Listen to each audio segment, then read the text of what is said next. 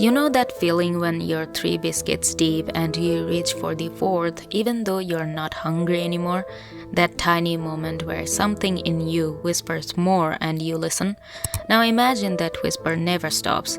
Imagine it grows teeth, grows taller than the trees, starts wearing your face. That's the Wendigo, and it's been waiting in the cold dark of human consciousness since before we had words for what we feared most about ourselves.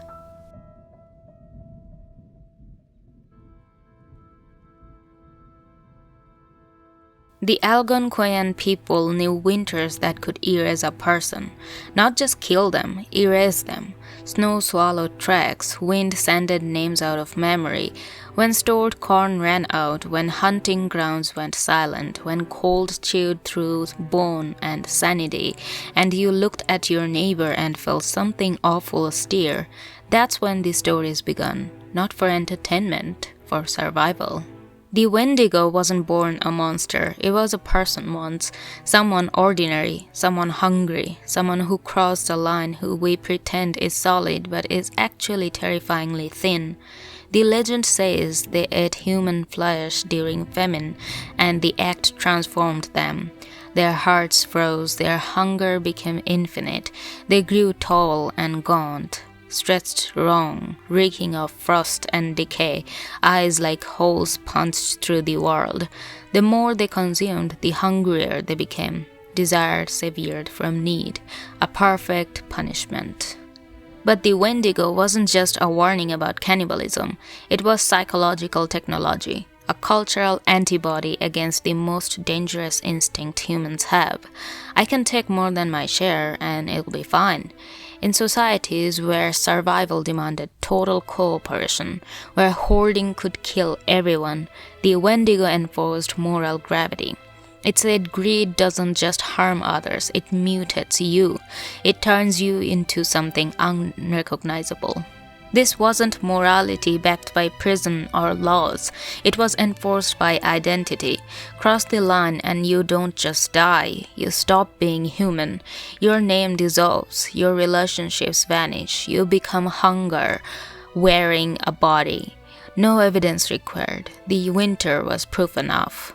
Then Carl Jung enters centuries later, never having faced an Algonquian winter, and starts mapping the psyche. He describes the shadow, the parts of ourselves we bury, jealousy, cruelty, envy, hunger, everything that doesn't fade the edited story we tell about who we are.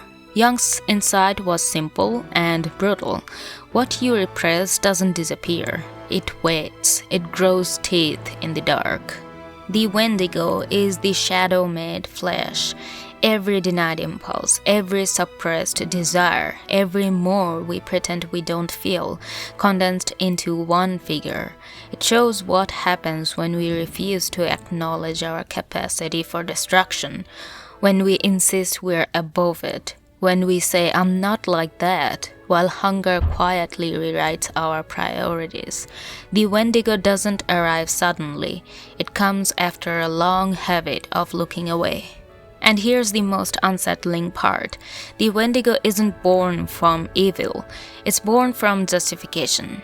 From the moment you decide this time the rules don't apply, that you need matters more, that survival excuses everything.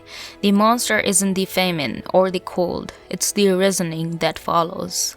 The Wendigo doesn't happen to you, it happens because of you. Because you refuse to look at yourself at exactly the wrong moment.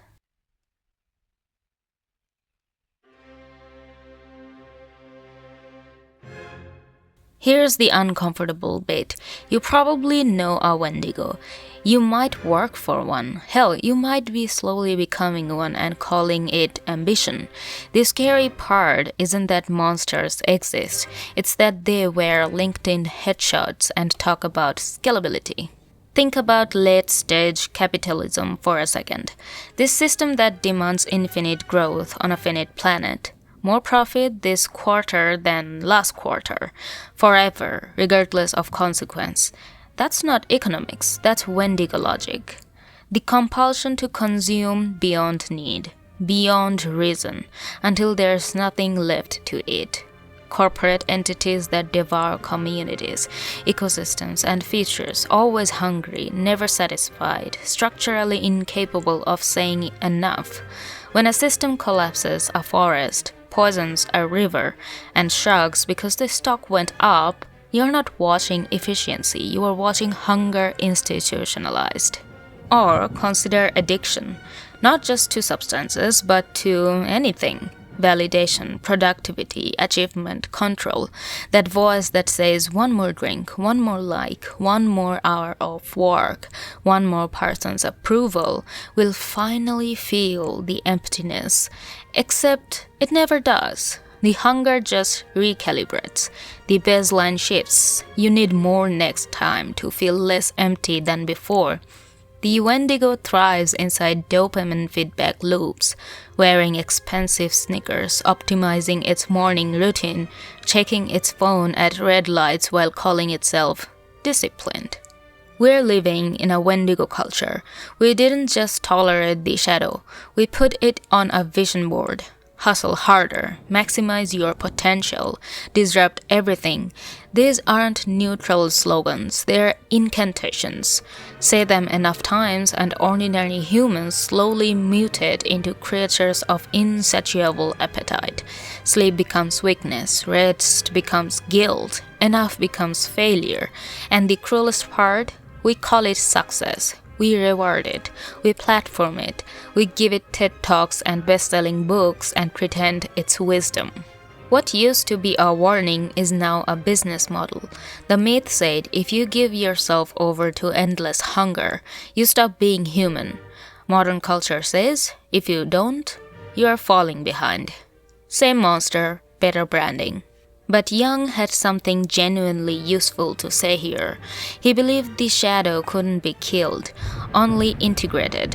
You don't slay the Wendigo. You recognize that its hunger is your hunger, scaled up to monstrous proportions. You admit that you are capable of consumption, of selfishness, of caring about yourself more than the collective when pressure hits. Not to indulge it, not to excuse it, but to see it clearly enough that it doesn't run your life from behind the curtain. Because what you deny controls you. What you name, you can negotiate with. Shadow work isn't about becoming pure or enlightened or morally spotless. That's just ego in a white robe. It's about becoming whole.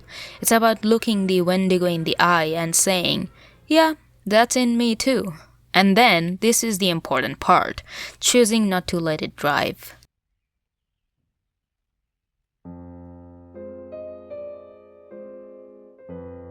The Algonquian people had it right all along.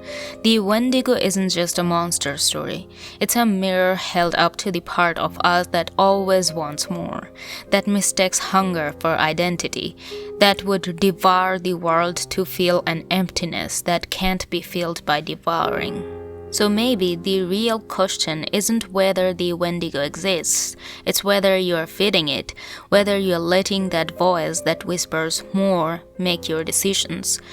The good news? Every time you choose enough over more, every time you integrate instead of deny, every time you feed connection instead of appetite, the Wendigo gets a little smaller, a little more human. And that's how monsters die.